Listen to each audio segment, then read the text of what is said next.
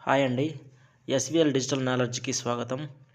ఈరోజు మనము ఈపీఎఫ్‌లో బ్యాంక్ గానీ, పాస్‌పోర్ట్ గానీ, పాన్ కార్డ్ గానీ ఏదైనా చేంజ్ చేసినట్టయితే వాటి యొక్క స్టేటస్ ఎలా చెక్ చేసుకోవాలో చూద్దాం.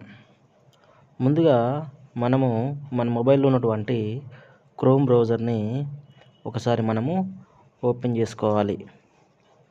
ఇలా మనం ఓపెన్ చేసుకున్న తర్వాత మనకి గూగుల్ ఈ సెర్చ్ అనే బార్‌లో ఈపీఎఫ్ లాగిన్ అని ఎంటర్ చేయాలి.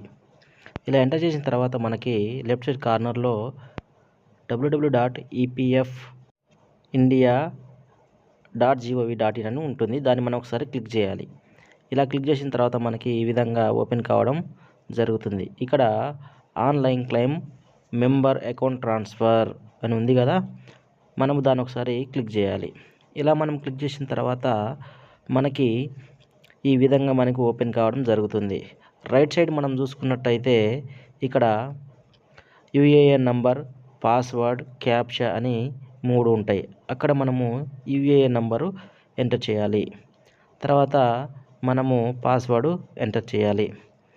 తర్వాత క్యాప్చాని ఎంటర్ చేయాలి.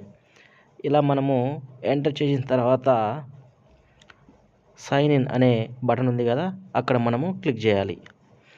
క్లిక్ చేసినట్టయితే మన మొబైల్ నెంబర్కు లింక్ ఉన్న మొబైల్ నెంబర్కు ఓటీపీ రావడం జరుగుతుంది. ఆ ఓటీపీని ఇక్కడ ఎంటర్ చేసి క్యాప్చాని ఎంటర్ చేసి సబ్మిట్పై క్లిక్ చేయాలి. ఇలా మనం క్యాప్చాని ఎంటర్ చేసిన తర్వాత సబ్మిట్పై ఒకసారి క్లిక్ చేసినట్టయితే మనకి ఈ కింది విధంగా ఓపెన్ కావడం జరుగుతుంది. ఇక్కడ చూసుకున్నట్టయితే లెఫ్ట్ సైడ్ కార్నర్‌లో 3 గీతలు ఉన్నాయి కదా, అక్కడ క్లిక్ చేయాలి. అప్పుడు మనకి home, view, manage account, online service అని ఉంది కదా, మేనేజ్‌పై క్లిక్ చేయాలి.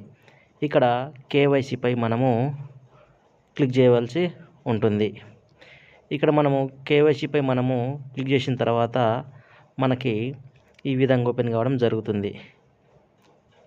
ఇక్కడ చూసినట్టయితే పైన బ్యాంక్, పాన్, పాస్‌పోర్ట్ అని ఉంది కదా, అక్కడ ఏమైనా చేంజ్ చేసినట్టయితే వాటి యొక్క స్టేటస్ మనకు చూపెట్టడం జరుగుతుంది. అప్రూవల్ అయిందా, అండర్ ప్రాసెస్‌లో ఉందా, డిజిటల్ సిగ్నేచర్ పెండింగ్‌లో ఉందా అని రావడం జరుగుతుంది. ఇలా మన యొక్క స్టేటస్ చెక్ చేసుకోవచ్చు.